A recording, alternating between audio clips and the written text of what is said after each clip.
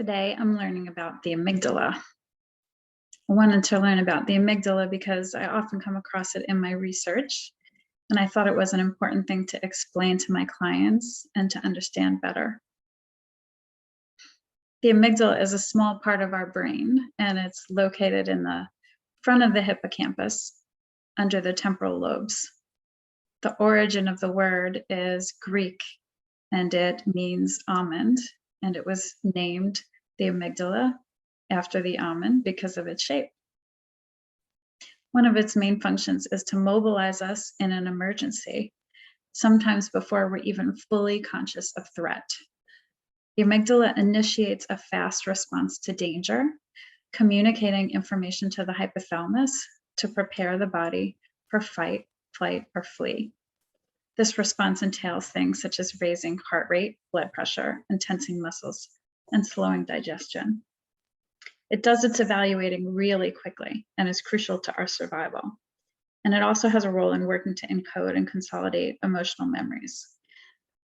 I think it holds a large key to understanding why people who have anxiety and fear and other mental health issues behave the way they do. And it also helps us to understand stress. So they're often doing studies on the amygdala and trying to learn exactly what it does and how it relates to different anxiety disorders and stress and depression. It also seems to have a role in emotional processing and emotional regulation. So some of the things that the studies show us that amygdala activity is greater in people when they view pictures with emotional content rather than neutral content. So we know the amygdala plays a really, really big role in processing of emotions. From imaging studies, we also know that the amygdala acts differently in people who have depression and anxiety. So, for example, people with social anxiety show more amygdala activity than others do when they look at angry faces.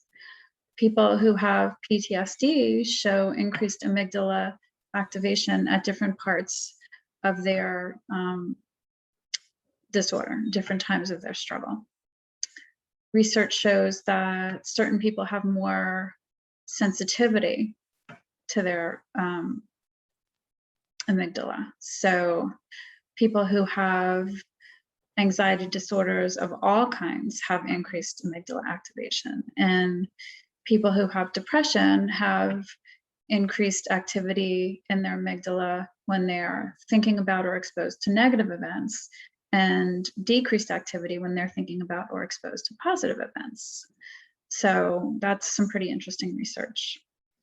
The amygdala also plays a central role in fear. This is a pretty interesting study I came across.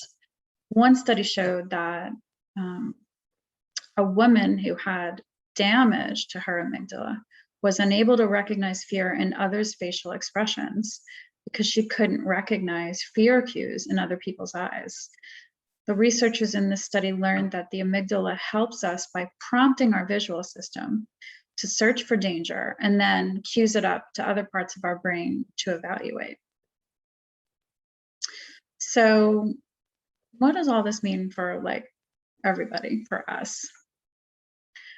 Well, Daniel Goleman, who wrote this famous book called Emotional Intelligence, coined this term, the amygdala hijack, which refers to how our body is flooded with the reaction of flight or fight, sometimes during the course of our day or our week, just out of the blue in situations. And in those situations, we are responding and reacting without our awareness. And then we do something that we kind of regret. So you've probably experienced this. So you may lose your temper, say something you regret. You're kind of just out of the blue, like overwhelmed by this response that you didn't really choose. That's the amygdala hijack. So it's a sudden, kind of out of proportion emotional response that feels like it happened without your awareness and without your choice. And really what that is you're feeling threatened. And so your brain bypasses processing a situation logically, and you go straight to your amygdala. That's your fear response. That is a survival response. We call that the amygdala hijack. And you may have noticed that if you're under some stress, that you're more likely to behave that way. Fly off the handle, act in a way that you regret. That's because chronic stress can trigger sensitivity in your amygdala.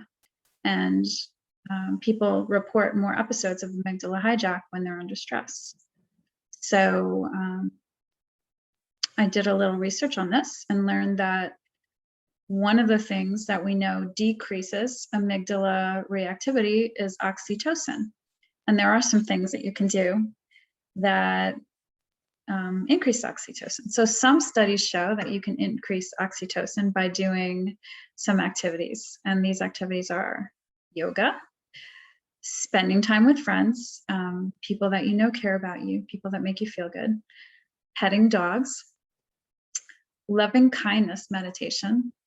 You can look online and find some of these videos.